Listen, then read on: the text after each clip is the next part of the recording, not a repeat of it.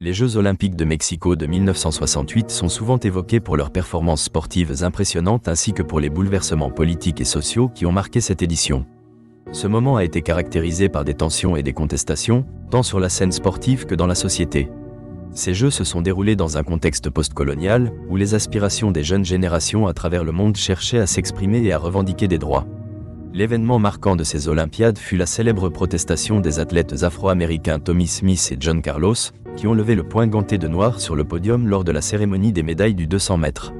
Cette image emblématique est devenue un puissant symbole du mouvement pour les droits civiques aux États-Unis.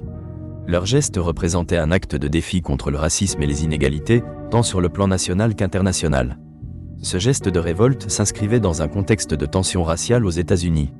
À cette époque, le pays traversait une période tumultueuse, marquée par des luttes pour l'égalité raciale. Des mouvements comme Black Power cherchaient à revendiquer une identité noire forte et des droits égaux. Les athlètes, en tant que figures publiques, avaient une plateforme pour propager ces idées. Cependant, la protestation de Smith et Carlos n'était qu'une des manifestations de résistance durant ces Jeux. Le Mexique, sous le gouvernement de Gustavo Díaz Ordaz, était en proie à des troubles.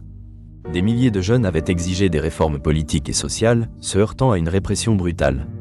Le massacre de Tlatelolco, où de nombreuses vies furent perdues, a marqué le contexte de cette édition. Le décalage entre l'événement sportif et la réalité sociale du pays a suscité de nombreuses interrogations. Plusieurs pays ont choisi de boycotter ces Jeux, non seulement à cause du racisme aux États-Unis, mais aussi en réponse à la crise politique au Mexique. Les Jeux de Mexico sont devenus le théâtre des luttes pour la dignité humaine et des droits, tant sur le plan local qu'international. D'autres athlètes ont également saisi l'occasion pour faire entendre leur voix. L'athlète mexicain de boxe, Manuel Ortega, a remporté une médaille d'or en rendant hommage à la lutte de son peuple.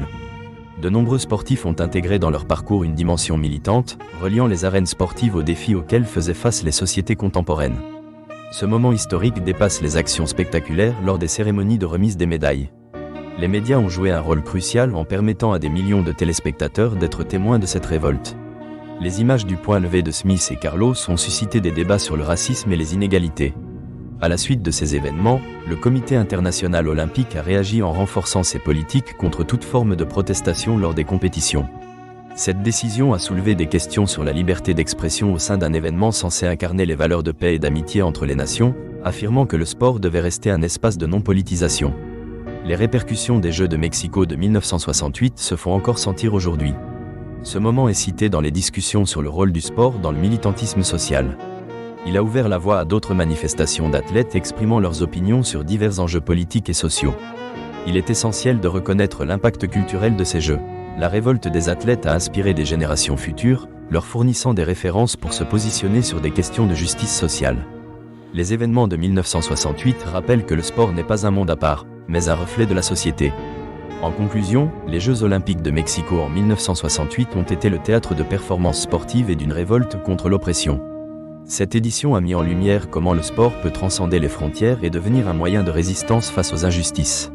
L'héritage laissé par ces athlètes est indélébile.